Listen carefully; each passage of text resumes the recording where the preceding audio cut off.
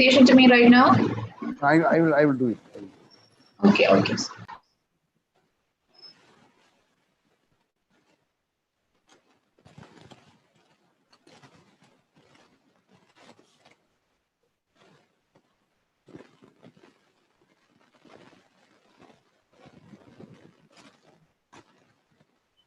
Narayan, is it okay?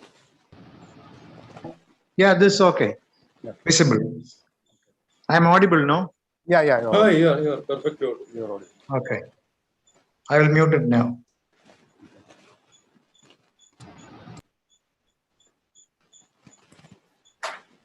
Fida, I will send you the file.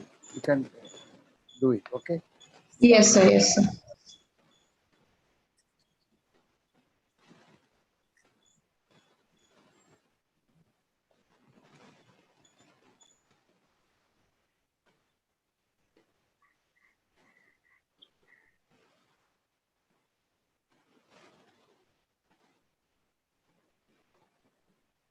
Chandramohan സാറുണ്ടല്ലോ, നമസ്കാരം. നമസ്കാരം. ശബ്ദം എവിടെ നിന്ന് വരുന്നു നോക്കുകയാണ്. ഇപ്പൊ കാണാം. ഇപ്പൊ കാണാമല്ലോ. പണിക്കർ സാറാണോ? Good evening sir. Good evening. Good evening. നമസ്കാരം.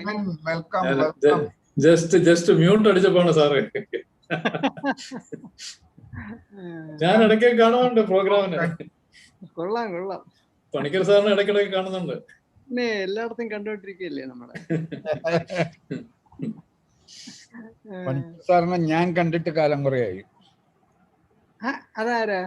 അത് ശബ്ദം കൊണ്ട് തിരിച്ചറിയാം. അങ്ങനെയുള്ള പ്രധാനപ്പെട്ട ആളുകളൊന്നും അല്ല, വളരെ ഒരു കേരള സെക്ഷന്റെ തലതൊട്ടപ്പൻ നമ്മളല്ലേ. സാറ് മനസ്സിലായില്ലേ? നമസ്കാരം. നമസ്കാരം. പിന്നെ എന്തൊക്കെയുണ്ട് വിശേഷം? എന്ത് പോകുന്നു, നിങ്ങളൊക്കെ നമ്മളെ ശബ്ദം പോലും മറന്നുപോയി. പിന്നെ എന്താ ഇടയ്ക്കിടയ്ക്കൊന്ന് കാണണ്ടേ? ഇതിന് എല്ലാ മീറ്റിങ്ങിനൊന്നും വരുന്നില്ല സാറല്ലേ? ഇല്ല, അതില്ല. അങ്ങനെയല്ല, അങ്ങനെ ഒരു പരിപാടി എല്ലാ മീറ്റിങ്ങിനും കയറുന്ന പരിപാടി ഇല്ല. പലപ്പോഴും ഫ്രീ ആവില്ല, വേറെ വല്ല മീറ്റിങ്ങിലും വേറെ വല്ല പരിപാടികളിലായിരിക്കും. അതുകൊണ്ട് കയറാറില്ല. ഞങ്ങൾ ഇന്നലെ 10 ദിവസത്തെ ഒരു പരിപാടി അവസാനിപ്പിച്ചു തിരൂർ പുഴയിലെ. ഉണ്ട്. തിരൂർ പുഴയുടെ ഒരു പുനരുജ്ജീവനത്തിന് 10 വർഷമായി. അതെ,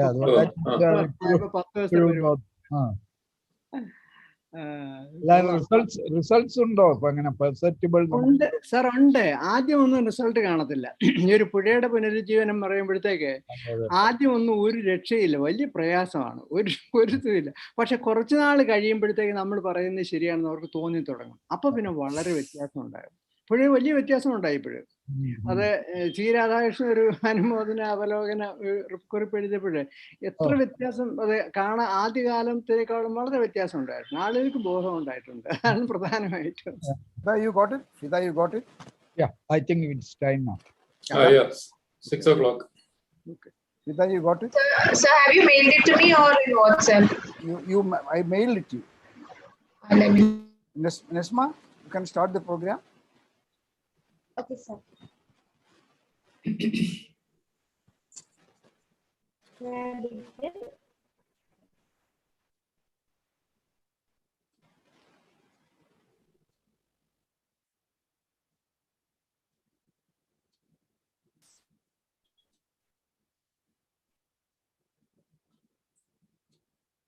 Good evening, ladies and gentlemen.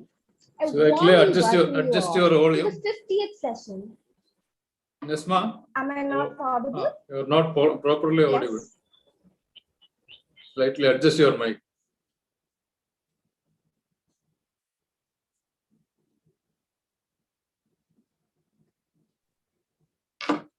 Sir, is it better now? Yeah, it's okay. Yeah, that's okay. Okay. Again, good evening, ladies and gentlemen. I would like to warmly welcome you all to the 50th session of the Inter-Society Weekly Webinar Series. And our topic of discussion today is managing energy and environment transitions. And our speaker for today is Mr. A.M. Narayanan. First of all, I would like to welcome Ms. Gopika Reghunath from EMBS to give us the welcome speech. Ma'am. Yeah, thank you, Nasma. A warm good evening to all. It's with immense warmth and great pleasure that I am here before you to grace all your presence in the interest of the entire committee.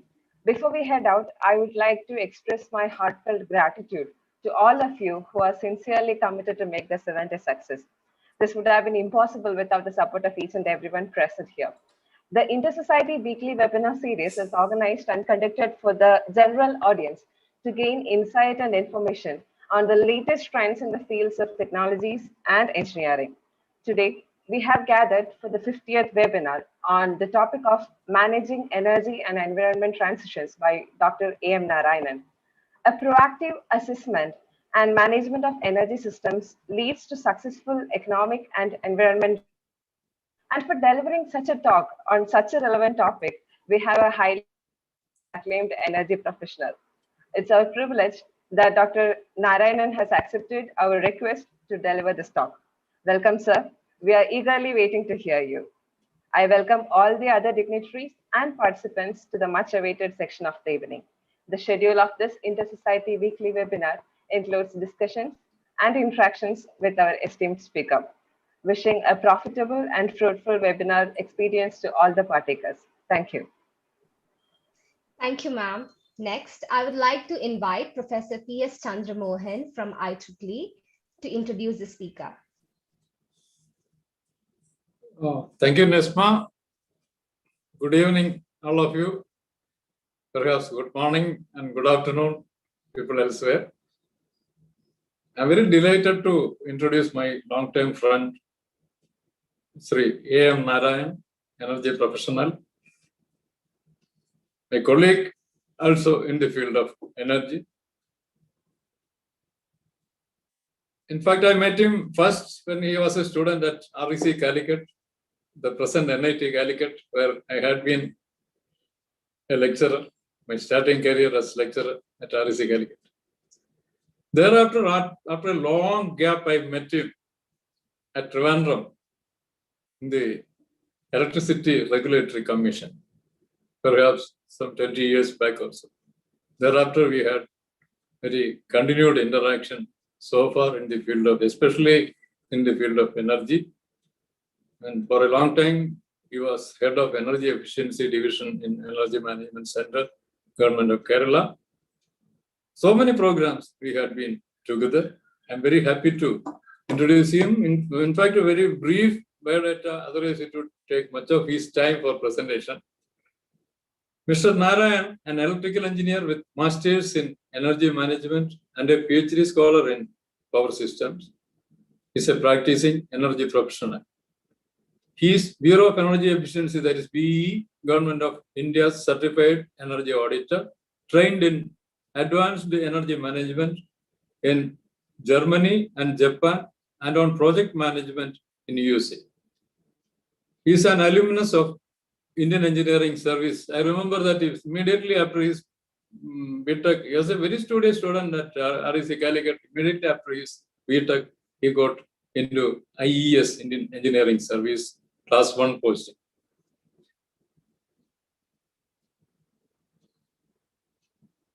He is also a distinguished lecturer of IEEE Industrial Applications Society and a licensed A-grade supervisor for HT electrical design and installations.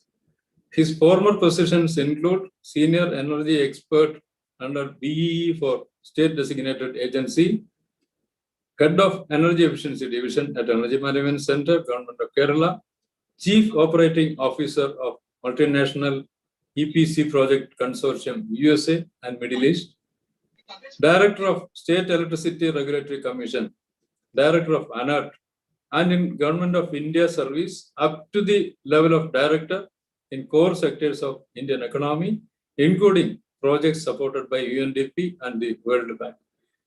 With this brief introduction, let me also welcome engineer A.M. Narayan to deliver his. I'm also eagerly waiting to hear from A.M. Narayan. Over to the control center of IEEE Kerala section.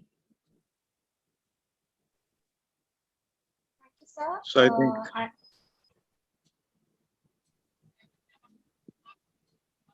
hello. Yeah. Am I ready to start? Yes, sir. You're all good to go.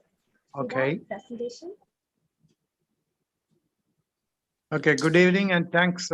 Thank you, Dr. Chandraman sir and Mikedi sir and all those assembled here. And I'm also thrilled to have a brief presentation in front of you. Let us start from the slide 1. The title of the presentation is Managing Energy and Environmental Transition. Actually, it's all about humanity's relationship with the nature. So you can see from this empty world and full world. This is a concept brought by the Club of Rome, actually. So if you see the top figure, the blue space is the, you can say, empty world. And the world in, you can see the red patch, what's called the labor and infrastructure or the man-made economy. And this man-made economy was so small, and that was the limiting factor for human well-being long back. And later what happened? This man-made economy has become so much. It occupied almost all the world. And what happened then? That the natural resource and environmental sinks happen to be the limiting factors of human well-being. So this can be analyzed in different fashion. So the key takeaway from this point is that limiting factor of human well-being, particularly we say in short and medium term, is health and environmental consequences, which is a function of irrational use of resources. This is a well-studied report by Global Resource Outlook.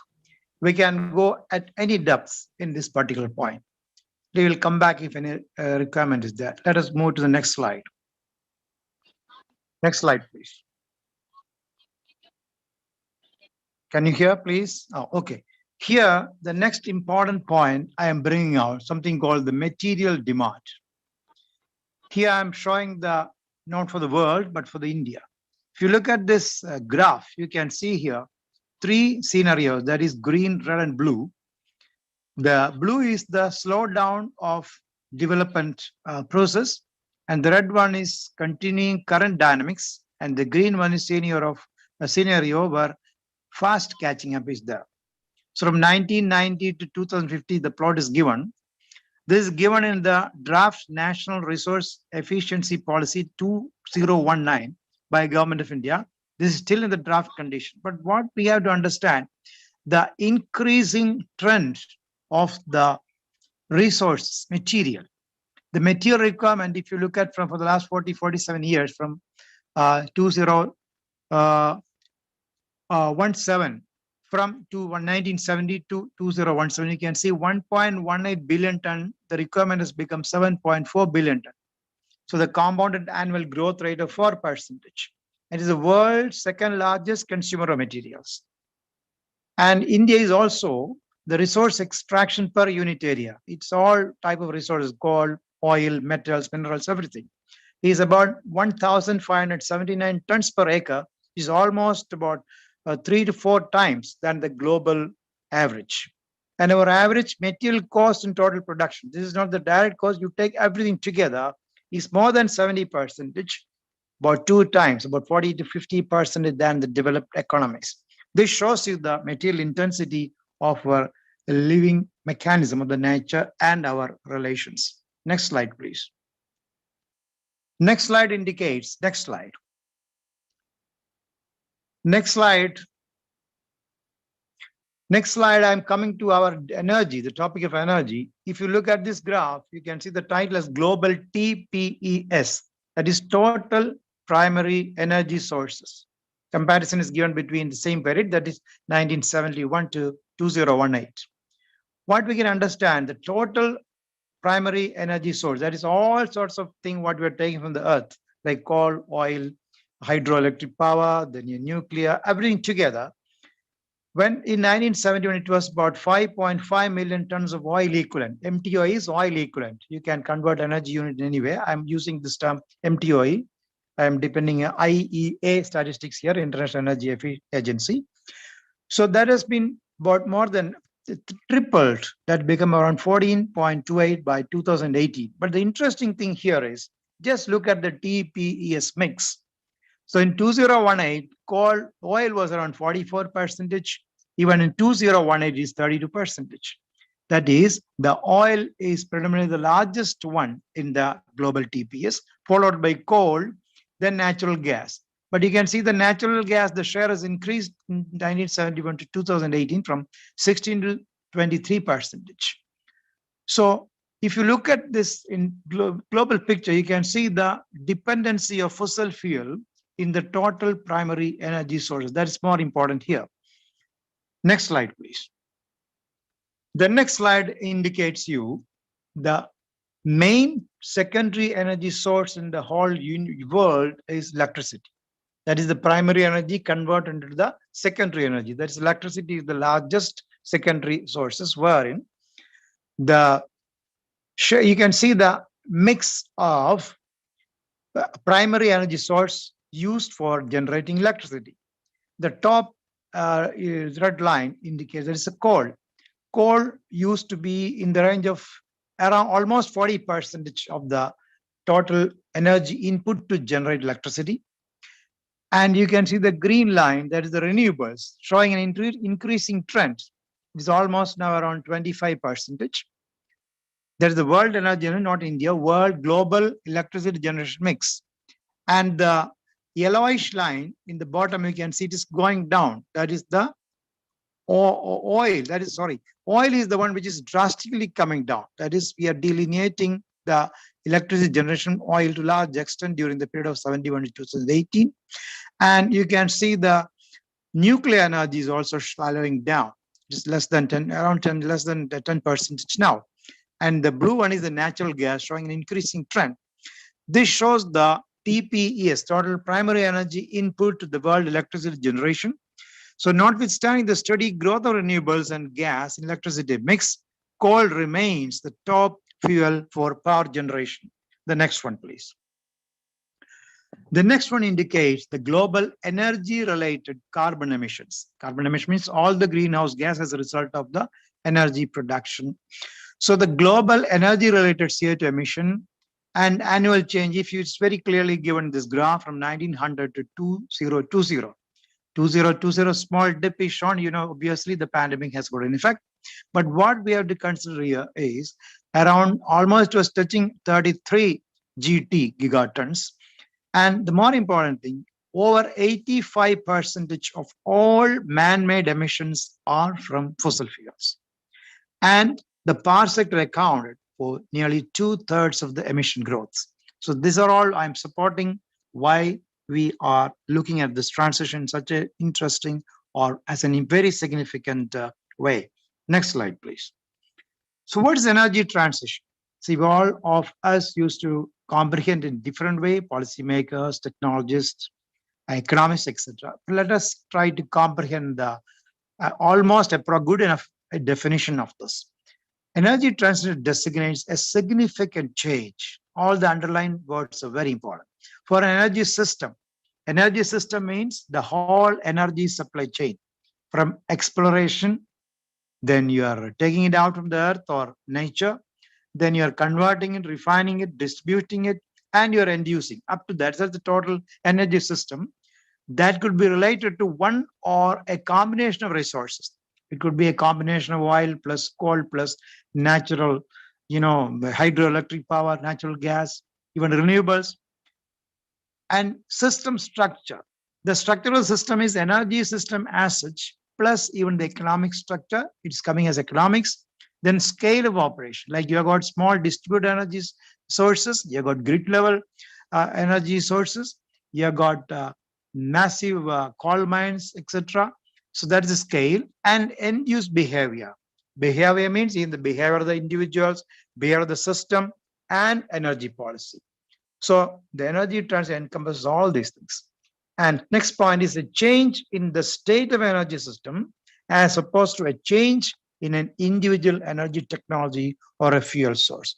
We are not talking about going in for a high efficiency boiler or a high efficiency motor, that is an individual equipment, or an energy efficient building, or not a fuel source, only convert everything to renewable. We are talking about the whole state.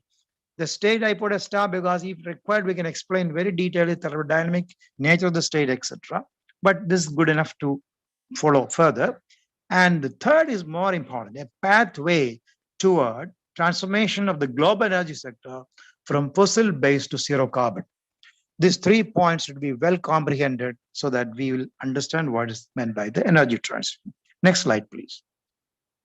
The next slide is energy and environmental. I mentioned there. The environmental transitions are experienced in different way for different geographical locations like urban and rural, hilly area and coastal area, and environmental conditions. A desert encounter a different problem, a hilly area encounter a different problem. That's number one. Number two, the shift in environmental burdens. One is over a long period of time in a sequential manner. Like you have got degradation of the soil productivity over a long time because of various factors. Then it comes one after the other sequentially. First, we have got problems of deforestation. Then there's a degradation of the rain, precipitation, etc. sequentially. Another one is over a short period and simultaneous, like flood or tsunami coming together, everything together. All these transitions are what's called the environmental transition. I given in the bottom a figure explaining what's an example with urban heat island. What is urban heat island? If you trace the rural urban, in Kerala, if you look at it, urban rebel, there's a continuity. In some places, rural area is like in a stretch of greenery, then followed by a city or an urban area. So the type of thermal mass due to the concrete building or structures, then the paved paths, the roads, the road network, etc. The urban area, the thermal mass is so much, it absorbs a lot of heat, radiates, and it affects impacts on health, emission, and even energy demand. Like in Kerala, we are experiencing now 8 to 8.5 million units of electricity per day, mainly due to this type of effect. So next slide, please. So now we are trying to understand the transition through the drivers in another approach. This approach, I'm naming it as 6 thematic clusters. I'm adopting it from European Environment Agency. So many works we have all done, I as individual and my team in this type of areas. Like this thematic structures mainly, I call it steep V, that is society, the technology, the economy, the environment, politics, and values. So what is important? All these STEEPV, society, technology, economy, environment, politics, values, we have to explore their characteristics, how the societal changes, what are the technological characteristics, how technology and society interacts, how the economy and environment interacts, then its interactions and potential implication of the drivers of transition. For example, if we put a function, f of all these things, how this transition happens. So cluster 1 to 6, I'm explaining in the better way here, very briefly. Number one, the population. Growing and urbanizing and migrating global population has got, that's one of the drivers of transition. Number two, climate change and environmental degradation. Cluster 3, scarcity of and global competition for resources. Scarcity of resources, global competition for resources. Every resource has got multi-competition. Then cluster 4, technological change and convergence. Technology is changing a lot. We can explain in very detailed fashion. Then cluster 5, power shifts in global economy. Like, you know, how the oil economy, OPEC or some other country, power fighting for the power shifts in the geopolitical landscape. Then cluster 6, diversifying values, lifestyles, and governance approach. Here comes the political aspects also. Here comes the lifestyle changes and our values. Next slide, please. So one of the main important other drivers which we are trying to address with is the United Nations Sustainable Development Goals. The SDGs, there are 17 goals with 116 targets with 306 indicators. But we are only looking at 3 of them, which has got direct relevance with the topics we are discussing. Number one is to achieve universal access to energy. Everyone in the world should get adequate amount of energy. All these These are qualitative statements. We have to make it more clear. Then to reduce the severe health impacts of air pollution, you know how it is interrelated. That is SDG, Sustainable Development Goal number 3. And Sustainable Development Goal 13 talk about to tackle the climate change, both adaptation and mitigation. Next one, please. We are not going in detail to all these things. As an example, I will take the Sustainable Development Goal number 7. That is ensure access to affordable, reliable, sustainable, and modern energy for all in 2030. Actually, there are a lot of details I can explain about how each country is approaching this particular aspect 2030. Some of the countries are trying to make a very steep approach. That is, suppose they want to give energy to all, they're going to struggle that the slope of the curve is so high. So ensure universal access to affordable, reliable, modern energy. 7.2, increase substantially the share of renewable energy in the global energy mix. 7.3, double the global rate of improvement in energy efficiency. Suppose an activity you can complete with 100 units per year today per square feet. For example, a building you are using, for example, your university building. So 300 electricity units per year per square meter. We have to improve it and make it half of that, maybe 100 divided by 250. Then enhance international cooperation. This is very important. So whoever invents, discovers, makes models, etc., should exchange. So nobody has to reinvent the wheel again. So exchange of information, cooperation. And 7B is expand infrastructure and upgrade technology. Suppose you don't have an upgraded technology, like you have got a good simulator, knowledge base, etc., in your lab or premises, you cannot do much. And you have to expand the infrastructure like communication capability, etc. So next slide, please. And India's the more important, another one like SDG is our INDC, what's called the intended nationally determined contributions. So more than 169 countries have signed both SDG and INDC with UN that they will meet these targets. Like we have talked about SDG, similarly INDC also. INDC is, again, I will repeat, intended nationally determined contribution towards what are we signed. India signed, we will lower our emission intensity of GDP. That is, for every unit increase of GDP, how much emissions we are making.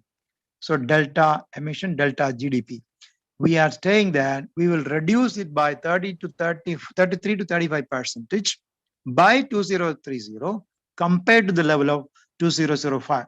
It is nothing complicated. We are reducing by 35% from the level of 2005 by 2030.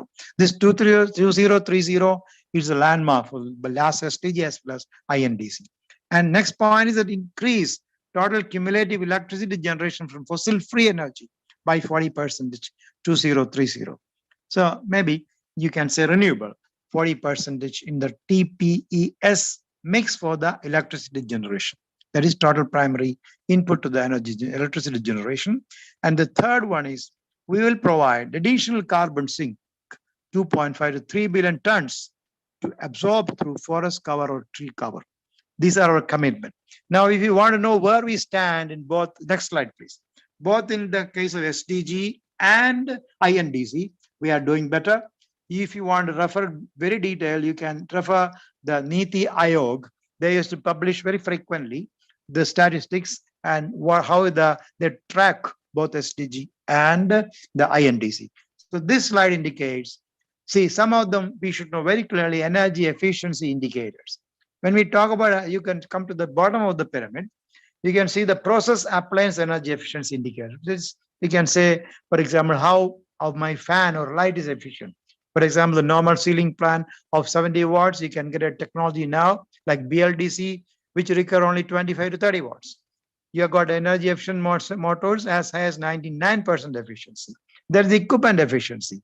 Then the system or the process efficiency. So a process is integrating a lot of things like there will be heat exchangers, electric motors, controls, etc. There's a process efficiency. We talk about energy per stock of an equipment. So for example, what the EER of an air conditioner, or how much energy per ton of steel I'm using. For example, in India, we use around 0.47 to 0.45 ton of oil equivalent per ton of steel. So we make targets, how to reduce it, etc. Then for energy end-use efficiency indicators. End-use means you can talk about the whole process, cement plant, steel plant, buildings, etc. Then the last one in the pyramid is the aggregate indicators. That is, per GDP, how much primary energy I'm using. That is primary energy sources, which we have seen in the first slide. Then total final consumption. Final consumption means you like your electricity generated at the X bus, and the electricity you are using in your buildings, you sum it in the building sector, transport sector. So that is what is called the total final consumption. The delta TPS TFC, there is a difference between the primary energy sources and the total final consumption is the conversion losses, the transfer and distribution losses, etc. So that is also an index, and that's called there is now the aggregated indicators. Aggregated indicators is very easily to compute. But suppose you want to make a thorough analysis down to the bottom, the data shortage is there, the data requirement become very tough. Suppose you are given an assignment to find out putting more and more electricity to the agricultural sector. Is it going to improve the productivity? Then you have to ask a lot of questions. So such disaggregation of data analysis is more important to arrive at the important policy matters and technical things. Next point, please. So very important thing, we are managing the transition now for the last few slides. Now we are continuing with the management of the transition. The energy transition enablers are there already with us. There are a lot of things going on. We are trying to make it accelerated. Number one. Number two, we are trying to look forward for further paths, technologies, policies, etc. So what are the energy transition enablers now? Information technology, no doubt. Even the meeting we are conducting now, the carbon footprint is so less.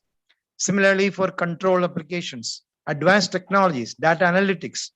So data analytics is very important. Like we are talking about the electricity regulatory functions, monitoring the real-time energy trading, and even variable loading of electricity transmission lines for enhancing the renewable energy hosting system. These are advanced technologies. And policy frameworks. A lot of policy framework already there, but this has to constantly change. We are talking about increasing the grid hosting of the distributed energy generators using renewables. But unless the policy is not promoting that, we cannot do it. And technology sometimes will limit, material technology will limit, available technology will limit, then policy will be shifting here and there. Then the market instruments. What is market instruments? For example, high efficiency instruments or equipments only will be accepted for manufacturing, for trading, for procurement. That's a market instrument. We are driving away the inefficient appliances or equipments, even service. Also, another point is that finding financing for the energy efficiency or environmental protection, etc. That's also a market instrument. These are already available, but we are trying to improvise it further and also students. And the last point is assessing the decarbonization pathways. What is assessing the decarbonization pathways? It's also an enabler for the energy transition. Nowadays, whenever you put a total design of a factory or a road, etc., we try to analyze how it is going to contribute to the greenhouse gas emissions during its construction, during its life cycle, the whole life cycle. So support and accelerate energy transition through all this decarbonization pathway analysis. Next slide, please. So we have something called Energy Transition Index. There are a lot of indices. This is one of the most important. Recently, there was a World Economic Forum meeting. There was a secondary level assessment of this particular index. So what is this Energy Transition Index? So you can see the triangle there. There are three things here: security and access for energy, that is system performance imperatives, then environmental sustainability, and economic growth and development. These are three corners of the triangle. And the transition readiness, enabling dimensions, we talk about the capital and investment. See, investment is required from both private sector, government sector, and a lot of things. Even we have to pull up from our own resources. Then second is regulation and political commitment. We are talking about the renewable purchase obligation. We are talking about the regulatory provisions for T&D loss reduction, etc. And political commitment. You can see how the Paris Agreement, etc. signed, how much political convergence took place there. And the third one is the institutions and governance. For example, for energy efficiency, we have got Bureau of Energy Efficiency in India, and we have a lot of agencies internationally working, NREL, IEA, everything. And governance. For governance, we have got our own machinery. There are even ministries. Most of the ministries have got integrated these functions now with their functionaries. Then in infrastructure and innovative business environment. There are a lot of innovations taking place, and infrastructure is required for that. Even there are a lot of companies, even private sector, making a lot of targets, a lot of innovations to improve their energy transition, and the human capital and consumer participation. So it's a both end, actually. We have to train, we have to provide them facility, knowledge base, etc. Then the energy system structure. Energy system structure is, you have seen it, various primary energy sources, its conversion process, its transmission, distribution, etc., even oil or gas or coal. Now you see the city gas distribution, etc., comes in this fashion. So all this added together, when this transfer index 2020 is computed, India's position is not bad, 74th, followed by China 78, but the rank 1, 2, 3 as usual is with Sweden, Switzerland, and Finland. So we can see there are a lot of differences, how we become low or high, etc. There are a lot of things we can discuss with respect to our energy issues, our economy, etc. Next slide, please. So the next is very important. With all what we have discussed now, how we will make a projection about the energy utilization or energy projections in a block fashion. See, I have shown here, this data is taken from this analytics method is taken from the International Energy Agency. From 2000 to 2018 is projected here. You see the y-axis is in exajoules, any unit you can use. So 2000, the first closer to the left side, the bar shows about what is the energy use of India in 2000 in terms of exajoules, around 11, you can say 11 or 12. Then what happened? I'm computing from 2000 to 2018. So a lot of activities are added up from 2000. What is activity? Maybe infrastructure, industries, population, houses, etc. So it has increased our energy use, the red bar. That is 10 or 12, you add this red bar, it will become about 23, 24. And the structure of the economy has changed. So we have got more energy intensive sectors in the economy. So that is added up, or infrastructure, more energy using infrastructure, etc. That is added up further. That is the third bar. That's around, it made the total requirement by 2018 to around 26 or something like that. Then the green one, you see that. It is brought down by the energy efficiency. The energy efficiency in systems, equipments, process, everything, even waste rate recovery, everything added together, it is brought down by that particular around 15% brought down. So when you compute the 2018 is the actual data analysis, 2018, the all these added together minus the efficiency has resulted 15% reduction of the energy use, and which corresponds to around 300 million ton or 14% reduction in the greenhouse gas emissions. And it also reduced 8% more oil import, two ways, because we have changed the TPS mix, you can see the structure of the energy economy. And but what we did, we have made 12% more gas import. We can compare the liquid fuel, gas fuel. The gaseous fuel is low emission. It has got a lot of other advantages, high grade energy, etc. So this is the way we make the computation. Energy efficiency has avoided an additional energy demand or around 15%, and also corresponding import of primary energy fuel plus the emission in quantified manner. Next slide, please. So here what is important for us is we're trying to manage the transition. When we talk about managing the transition, I am only indicating one aspect here, something called the life cycle method. The policy instruments for implementing resource efficiency at different life cycle stages. Resources means we are talking about energy resources and all other type of resources, because we are talking energy plus environment. Suppose you're talking about a steel industry or an aluminum industry, we're talking about exploration of this ore, digging it up with open cast mine, the heavy earth-moving machineries, the direct damage to the atmosphere, the mill tailings, the mill operation, a lot of things. So in the total, what sort of policy instruments we can talk about? Policy, technology, everything is embedded here. We will not go in detail to the whole thing, but to appreciate. It is very important for us to appreciate. So let us talk about the extraction. See, you imagine extraction of coal or aluminum or whatever it is, bauxite. So extraction, we are talking about virgin material has been to be taxed with respect to its damage to the resources. We're talking about restricting the mining of materials. For example, we have got a gold policy, we have got mining policy, then differential pricing. That is what is differential pricing. We have to understand what is differential pricing, like depending upon the resource intensity and method. Then pricing of virgin materials to internalize cost of environment. This is very important. This is one of the challenge, how environmental cost through a regulation or a policy instrument can be made in such a manner that it is conducive for the transition. Then mandating good mining practices, best practices. So I talked about extraction. Similarly for design and production, life cycle. For design means when you are designing a plan or a mining operations, we make a very detailed plan. So in that we have got about the longevity, the environmental impact, and what sort of technology we have to adopt. You know, suppose we are talking about the refinery, we have got Shell, we have got Engineering Limited. So many technologies are there. Even for mining, we have got a lot of technology.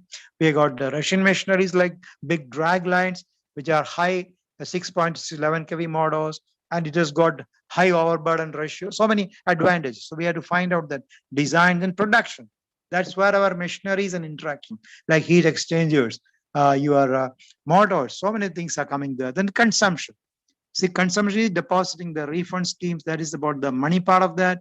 And pay as you pollute. Then product restrictions or bans. Some of the product we can ban if they are consuming more of the, damaging more the environment. Then the green public procurement policies for our end user side. Then recycling. This is a very important thing. This has been very much stressed in the National Resource Efficiency Standards. The last one is the waste disposal. The life cycle ends there. So in a life cycle of any activity, whether it is a steel plant or the local self-government like a municipality or corporation, all these type of instruments can be introduced for efficient transition. Next slide, please. So here, next slide, I'm explaining, not very detailed, but to give the concept to hammer upon what we have discussed now, the life cycle approach for electrical and electronic equipment sector. I wouldn't take an in sector, but IEEE, I thought electronics and electrical sector will be more convincing. So what are the life cycle stages here? Like raw material extraction, we have got what are the components there having environmental concerns? Like we have got say forest loss, biodiversity loss, direct greenhouse emission, land and water degradation. In the material processing as well as in the manufacturing assembly, we have got process-related emissions, air, water, earth pollutions, then scraps and waste generated, and also direct energy use and material water, etc. Then end use. In end use also, many of the equipments have got greenhouse, like it's a electrical powered equipment. Electricity has got its own carbon footprint depending upon the how we are generating electricity, hydrothermics, etc. The last one is the waste, like a mobile, its life is over. What we do with that? Or even if a computer. So that is the close of the life cycle. So all these type of things, we have to completely look into the environmental concerns and resource intensity. And apart from that, the dotted line down is very important. There is other resource efficiency concern. See, what is that? See, we are talking about manufacturing India, Make in India program. So we have to talk about how much we are dependent on import or critical metals. If you look at it, many metals we have got sufficient.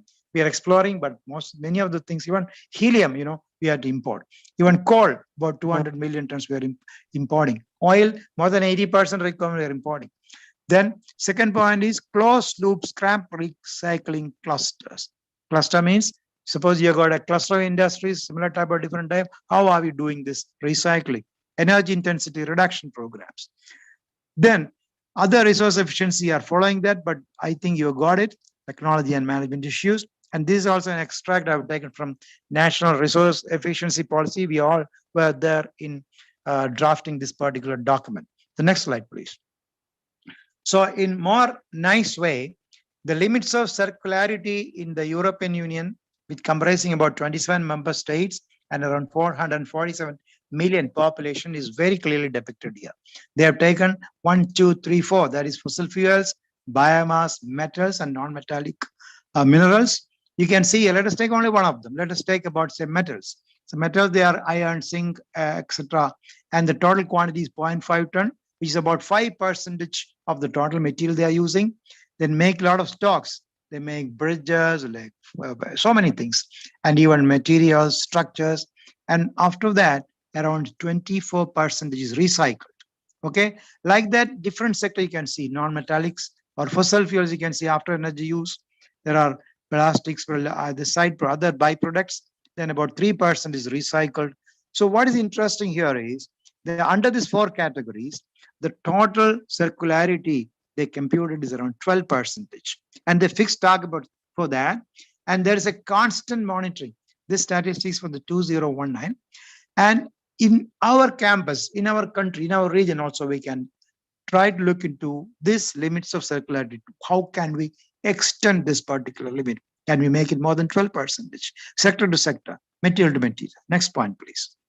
So here the question is, our idea for this particular transition is basically to reduce the global effect on our emissions. You see this graph. This graph is in the y-axis, the million tons of carbon emission, and the period is given from 2010 to 2040. So if you look at from 2020, there are two, the envelope, top envelope is nothing but the stated policy scenario. So we have got a lot of policies, I told you, SDG, etc. And the next one is the sustainable development scenario. That is the SDG INDC goal plus whatever we are going to formulate now. Okay, so if you look at the SDS scenario, we can bring down large extent to meeting the target, like the enhanced deployment of renewables and energy efficiency, the carbon capture technology and nuclear energy, or the renewable portion of that, switching of the fuel, that is from low carbon fuels, etc. You can see how the trajectory can be brought down to a lower emission level. In this, what is important is the role of renewables and energy efficiency is the predominant one. The green as well as the blue one is very important. And the CCUS, that is carbon capture, etc., is growing even now. But in 2040, if you make our target is actually 2030. In 2030, our target can be achieved, and the major contributions are from these areas. Next slide, please. This is a case study actually of a refinery for a unit level operation. That is, if you take a refinery as a boundary, what are the things they did? They improved there's a baseline, you can see the left curve. And next one, what they attacked is the operational efficiency, pumps, compressors, heat exchangers, etc. Then shifting to natural gas from the liquid fuels, etc. Then increase the renewable generation. Then power business, that's actually their internal thing. They use the waste gas, etc., and synchronizing it with the grid. Then new fuels, biofuels and hydrogen introduction. Then carbon capture. Then natural sinks like forestation, etc. You have seen that's also one of our targets.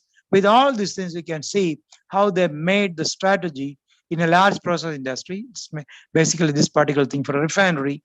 And this is how we have to make strategy within our framework for the region or our unit or our campus, whatever it is. Next slide, please. Another very important thing is in managing this transition is the clean energy investment has been relatively resilient in the downturn, but flat trend. You can see the trend was flat from 2016 to 2019. Why it is flat, etc. We can discuss how many countries, how the multilateral banks has extended the support, how our internal resources in the budgetary support we had, how much private investment we could attract during this period, etc. But you can see here, there is substantial investment taking place. 2020 is an exceptional case. But the thing, what is the point here? Well, number one, which area the main thing came?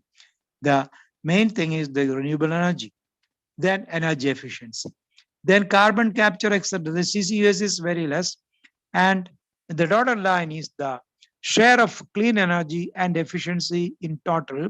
That's more important. You can see the percentage. So global investment in clean energy and efficiency and share of in total investment is one of the very important things. And This indicates the commitment of the multilateral banks and our financial mechanism to support this particular transition. Next point, please. Now, what are the challenges? The challenges, number one, to adequately value environmental costs and benefits. Suppose you do something good for the environment, how will you make the cost benefit analysis? Suppose this is a very challenging question.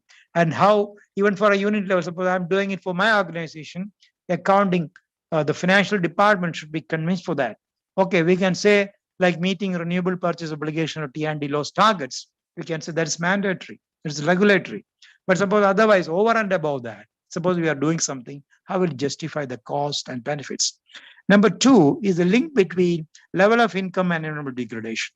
As the income is more and more, we tend to be more luxurious in our lifestyle, whether it is our plant, factory, or house, whatever it is. But the Kuznets curve indicates, that is shown here, very interesting actually, as the level of the environmental Kuznets curve shows, economic development initially leads to deterioration. You can see the first curve we have seen. The red patch was very small, then it's become more and more. Like our own lifestyle, as we got more and more salary or more and more income, we are trying to spend a lot of gadgets. We make mechanized kitchen, we have got more better transportation, or even the plant, material, etc. And it may lead to deterioration in the environment. But after a certain level of economic growth, society begins to improve its relationship with the environment, like what we're talking now. We are now concerned about the nature. We are trying to improve it. The level of environmental degradation reduces because of that. But there are a lot of, like, rebound effect is there. Suppose you are talking about one LED can replace, say, you can say one, what do you call it, one tubelight can be replaced by 10 LEDs, but you will try to use more LEDs now. That's the rebound effect. If the petrol price is less, you will try to use it more. But there are a lot of things in that, like inelasticity, elasticity, etc. But what is more important is whether this Kuznets curve can be taken for granted, or what sort of changes we have to talk about that. That is increasing in the level, comfort level, or our GDP. Now we are even talking about GDP is not a good index. We're talking about happiness index. We are talking about environment as an envelope for development. So these two are the challenges we have to think about. We have to person our technology, our management, finance, etc. accordingly. Next point, please. Now, our more important thing is we are looking ahead. There are a lot of new business areas coming up now because of this, you can say because of this transition requirements, like new energy business with investment. When you say energy, environment also. Low carbon technologies. There are a lot of low carbon technologies coming, even for appliances. Like I told you about LED lamps versus the discharge lamps, or the BLDC fan, high efficiency motor, better material handling system. There are a lot of biofuels now. There are a lot of mandates that matter biofuel addition in the economy. The electric vehicle is coming in a big way. Even we had a NEMM 2020, that is National Electric Mobility Plan, which came in 2020 target. But even if we have slipped it, but the trend is there. The renewable energy based distributed energy generation system. We can see small generator all around connecting it. And that's coming in a big way business. Then grid scale storage. Renewable energy's variability demands that there should be storage. It's not the small battery we are talking about, very high grid scale, like a power plant. We're talking about megawatts, 100 megawatt, 200 megawatt. That's another technology business coming. Like power plant, there'll be storage now, talking about selling power. Then carbon capture and utilization storage coming in a big way. Like we have got in our country itself, like IOC and ONGC made an MOU to make the carbon capture and storage in the refinery. Then there are some private plants like Tuticorin Alkali trying to make what do you call the baking soda from carbon dioxide, like carbon capture. Then methane detection, reduction, and hydrogen as a fuel and hydrogen application. And next slide, please. It continues. We can, I'm only giving the titles, and we have got a lot of subtitles. Energy efficient technologies. Then another very important for environmental direct impact is the natural-based solutions to manage emissions. We're talking about conserving existing wetlands, restoration agricultural practices, regrowing the cut trees, and ecosystem conservation restoration. We're not talking about the smaller things. We're talking about the large scale such schemes, then e-mobility solutions. Actually, when we talk about the earlier one, I talked about the electric vehicles. Charging solution means we're talking about the whole transportation going into that style. Then distributed energy system in a large fashion. These are some of the example of the new energy business associated with the transition. And another point, next one, please. Another one is we are also designed internationally, globally, as well as region-wise and in our country, very specific programs like World Economic Forum's Energy Transition Commission is talking about heavy-duty transport sector, net zero carbon emission. When you talk about heavy-duty transport, we get trucks, it can be water transport, and even other aviation carriage, etc. How we can make it net zero carbon emission. There's a commission constituted and they're supporting it. It's a collaborative initiative. And in our country, these are all examples, not exhaustive list. Only one example I'm showing under the sector-specific program. In India, we have got something called Perform Achieve Trade. That is for energy-intensive industries have to mandatorily adhere to specific energy consumption reduction according to the set norms. Once in 3 years of the PAT cycle, if they don't adhere to the norms fixed, they have to pay penalty. If they do better than that, they can exchange this additional savings through tradable instruments called energy saving certificate. This is also a market mechanism. So these are some of the two examples of the sector-specific program globally as well as in our country. Next slide, please. Now, for academics and IEEE, very important thing is what are the potential research and development areas we have got. We are not going to one after the other. One is the technical and technology areas. It could be controls, devices, integration, etc. Then financing, investment, and economics. That means how to attract the investment. What's all the structure of economy? See, like we have got now development financial institutions talking about the infrastructure, similar fashions, or how we can attract, like we are talking about the grid level energy storage. Without investing, somebody is doing that particular job and we are buying energy from him. That's also financial, innovative financial models, investment attraction and economy of investments. Then societal and social changes. Social is a small segment, societal is the whole society as a whole. Social is a part of society. Then administrative things, that is the policies, rules, and institutions. This is very important. Like the policies are not static, it has to change according to the technological development. You said technology develop much faster than the policy or rules. So we have to constantly, there's an area for R&D in these three. Plus, I am only, and next slide, please. See how this area, that is the R&D area, we can develop. I am giving this, whatever discussed, plus few more, like societal transformation. Society as a whole, or a sector like transport sector. Say you're talking about under that we can talk about water transport. That is societal transformation, how society is responding. And socio-technical gap. This first one is a point, second one is another point. Socio-technical gap, what technology can provide and what we want. We are talking about energy efficient building and how the technology can help me to achieve my lowest energy intensity or a net zero carbon emission building. Can the technology provide that? There is a social technological gap. We are talking about we are using 1 cylinder per month for keeping application LPG gas. Can you use this 1 cylinder for the whole year? That's what I want, whether technology can answer that particular point. So I've shown an example here, a cognitive and social system. The demand is that much long bar and the hardware and software system is only supporting, only a gap is there. That is the socio-technical gap. You can draw similar block diagram and take up for, like you can take agricultural as a sector and how the energy efficient agricultural production system or lowest environmental impact and agricultural crop we can develop and see the gap and address it. That's a research area. So with this, we can also study the climate resilient pathways or societal policies. I hope you are following what I'm talking about. So suppose you take any sector like water distribution system. So river water, taking from river, treating it, putting in the storage tanks and distributing it. So you take the whole cycle of that up to the end use and you find out what the climate resilient pathway. First, the resource itself we had to question, then how we are doing all those things, including end use. And what are the societal policies? How do you do? Whether you have pricing mechanism or the design interventions or So many things will come up, and you can find out what the societal transformation required for that, what is the socio-technical gap. Next slide, please. Another important research and development area is the sensitivity and scenario analysis.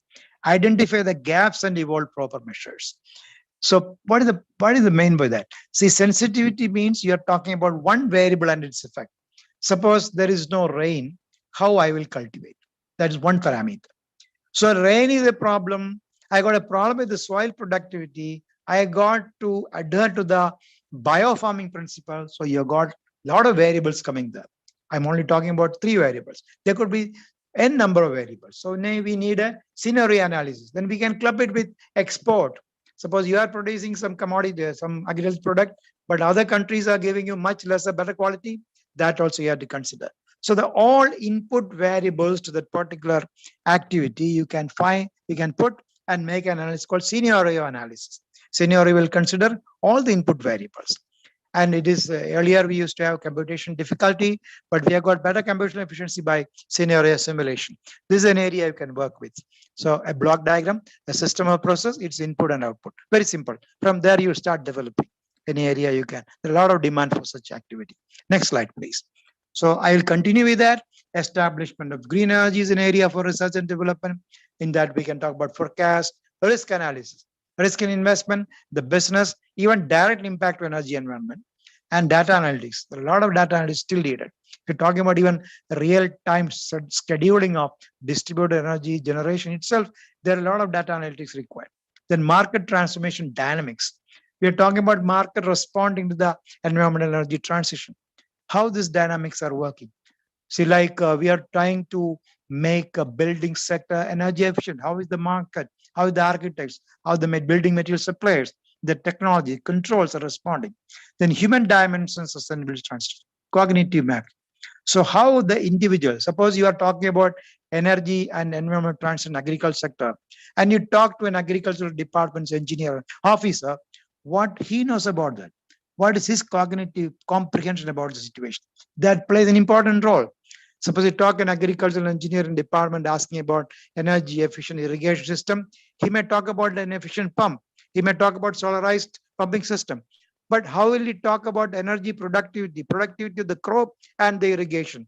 What are the crop specific things? So this is how we can make a cognitive map-based study. They are the key players, the key stakeholders.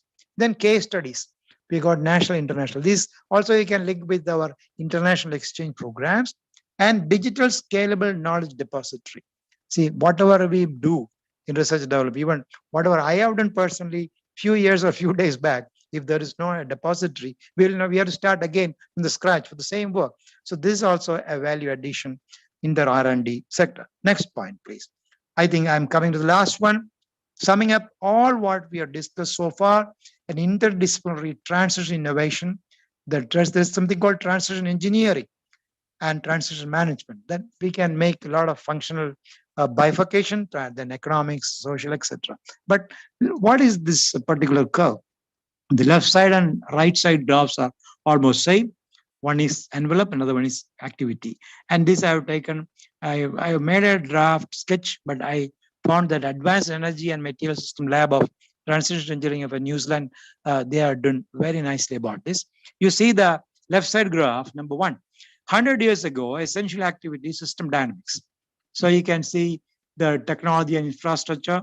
It started developing, infrastructure started developing, technology started developing, then utilities, then economics, pollution, policy, social, all these things started increasing. Okay, that contributed a high emission intensity, high energy intensity. Perhaps the output has increased. We may say that our life has improved. I mean, what do you call that? High quality has improved, but it has damaged the environment. The envelope of the aspirated level of the atmosphere has, surpassed. So if we allow that particular growth, like BAU, what do you call that? Business as usual scenario, without doing anything, decision making, doing nothing, what would happen? The whole thing would have damaged. Some organizations it happen. The organizations, you can take example when we do the business process, business analysis for certain organizations. I'm working 1 or 2 like that. Without doing anything, they combated the laws, They're outdated technology, unskilled people. So what happened? It's almost like a death. Now revamping it is a very difficult thing. We're talking about such NPS, non-performing assets now. Like that, if you don't do anything, business as usual, that explosion would have taken place, environment would have damaged, everything would have gone in a bad shape. So, but what we did, technology wedges and unsustainable risk has been analyzed that time. We talked about the carbon footprint per GDP, etc., and we started innovating, we started learning, and we started shifting our projects. We started doing for a sustainable water supply system, energy efficient agricultural practices. So what happened? That initiated the innovation learning, then the policies, the social structure, the business opportunities and business activities, then the technology infrastructure. The transition is bringing us the future course, forward operating environment. And after 100 years, if you go in this fashion, if you deviate, there'll be problem. And this is not a, what you call that, a constant thing. There'll be transients, there are a lot of innovations requirement. Then what will happen? We will have a backcasting. But what we are trying to achieve, then you look at the right side curve. So the peak of all these problems like 2020, 2030. That's why we made an envelope 2030 for our sustainable development goals, for intentionally intended nationally determined contribution, etc. 2030 as the target. Then we have got steep emissions reductions, then carbon neutrality and zero negative emissions. Otherwise, the right side graphs, blue patch, then red patch. Now we are talking about yellow patch, that we are planning to have a 2 degrees centigrade. We are attempting to make the whole world comfortable like this. So that's the reason this particular topic of transition, energy, environment I have taken up. And thank you very much. So like the next slide, what I indicated is, next slide, please. Be the change you want to see in the world. So let us all work together and appreciate this topic and contribute whatever best is possible. Thank you very much. Thank you, sir. Thank you so much for that wonderful session. And we have a lot of comments in the chat box stating that it was a very informative session. Now we'll be having our question answer session. If anyone has any questions, please do put the questions in the chat box. So I'll be reading out the first question. Sir? May I? Yeah, I am here online. Yeah. Okay. Okay, sir. So the first question is from Mr. Narayanan Nair. And the question is, the increase in use of renewable energy, can the increase in use of renewable energy reduce carbon emissions? And what are the plans for India to achieve the target to reduce carbon emissions from the present level? Yes, increasing the renewable energy in the total primary energy mix of a country, we are already targeted. We are talking about 40% of the total energy in the share of the primary energy from renewables. The limiting factor is investment as far as it's concerned. Then we have got suddenly now a problem with the availability of solar panels. We are trying to, like BHEL also going for such plants, also going for manufacturing stream. Second one is, when you're talking about there are two things, like distributed energy usage, that is using small, like your rooftop, renewable, etc. Another one is the grid scale, big plants. Grid scale plants, the problem is you should have enough big storage. That's an investment requirement. In the distributed segment, our grid should be capable of hosting, enhancing the more and more renewable based energy generation in the grid. Otherwise, we made a target of 40% and we are approaching towards that. Ambitious growth is there. For the last 2-3 years, there's a small negative, obviously this year, last year, but we have a target. We are working on that. Next question, please. Okay, so thank you. Now, the next question is from Mr. Venkateshan, and his question is, it was a very interesting talk, and he's saying that clearly renewable energy is considered as the mainstay for electricity generation. However, with storage technology still not mature or cost effective, fossil fuel generation has to continue for a while. And so you have mentioned fusion as an option for the future. I believe that the success of fusion fuel research can be a key driver for a clean environment. Should we not place greater emphasis on research in this field? Yeah, I think the question is about, one is the grid storage.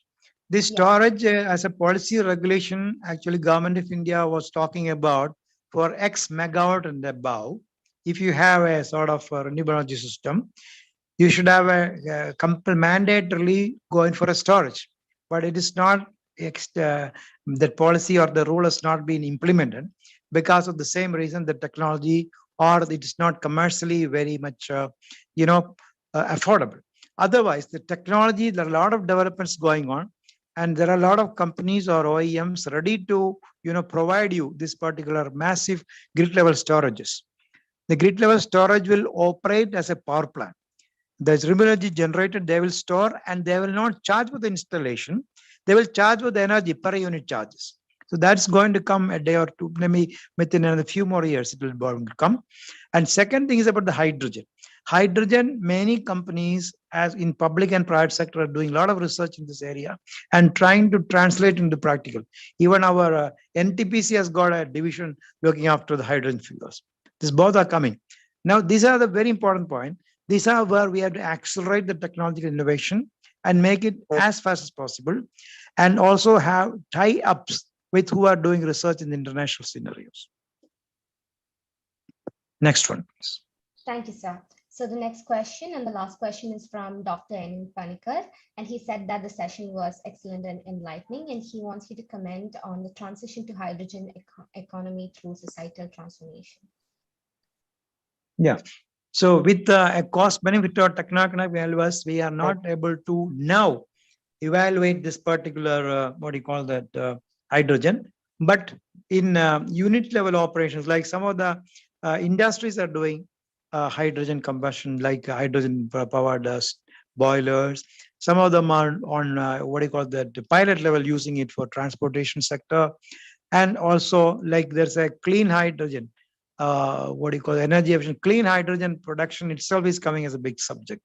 So it is very, very accelerated way going on, but still we are not in a position to talk about where we can directly apply it or introduce.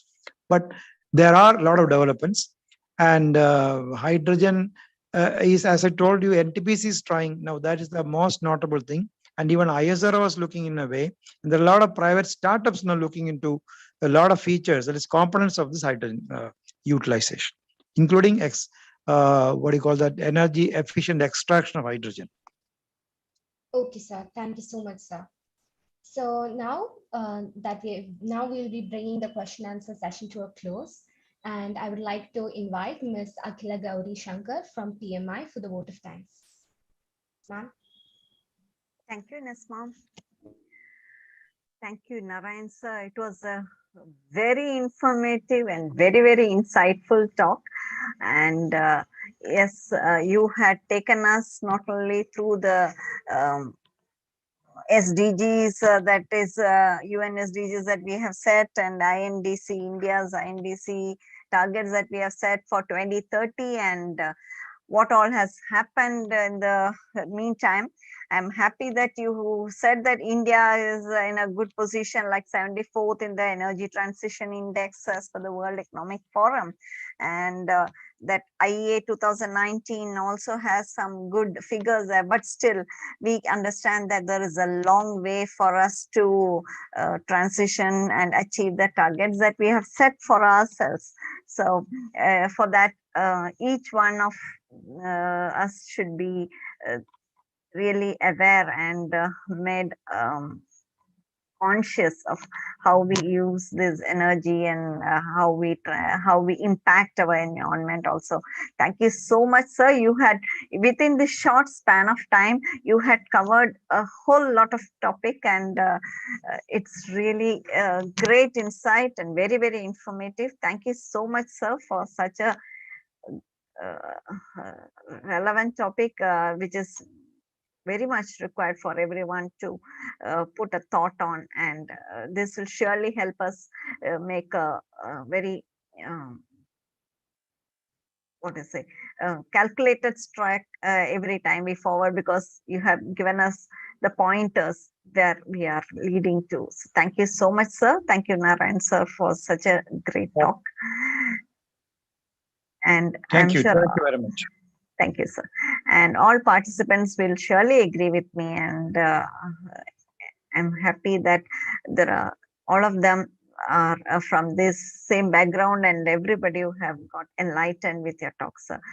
And now coming to my vote of thanks quote, first sincere thanks to Harinder Lal sir for taking this weekly talk online, the 50th session now. And another 2 more weeks, we would have covered 1 whole year over the online sessions. Thank you so much, Harinder Lal sir, for putting up various topics for all of us, and each one was very interesting and very inspiring and very informative. And this weekly talk has been organized by IEEE Kerala section, the Institute of Engineers India Kerala State Center IEI, Computer Society of India Trivandrum chapter CSI, Project Management Institute Kerala chapter PMI, Internet Society Trivandrum chapter ISOC, Vakam Maulavi Foundation Trust Trivandrum VMFT, IEEE Engineering in Medicine and Biology Kerala Center chapter EMBS. So thanks to all the all the society leaders for putting up this weekly sessions. Thanks to, and special thanks to our MC of the event today, Nesma, and Gopika Ruknath ma'am for the welcome speech, and Professor P.S. Chandra Mohan sir for the introduction of our today's speaker. Thank you all for each and every participant, also for having a very interactive session. Thank you so much. Thank you. Nesma? Thank you, ma'am. And this brings us to a close of this session. Now we'll be having our next talk series, that is the 51st talk on who cares about socially responsible companies, meet the hypermodern individual, by Professor Ganga S. Danish. So please join us on 31st of March, 6 p.m. to 7 p.m. Over to Harinder Lal sir. Thank you, Ms. Narayan, for giving you the half a century talk, 50th talk. We Thank have you. This, yeah, a great presentation. We have a good participation also. Thank you, Narayan, once again. So thank you for all the participants and all the role players once again. See you next week for another. Thank you very much. Great. Thank you, Nikhil sir. Thank you very much. Another great event. Yes, definitely. With the support of all of you, we are moving ahead, forging ahead. Because of you. Thank you. We look forward to the next. Most welcome, sir. It's only because of you and we are going ahead. Participation is very much required. So thank you very much. Thank you. We will see you next week.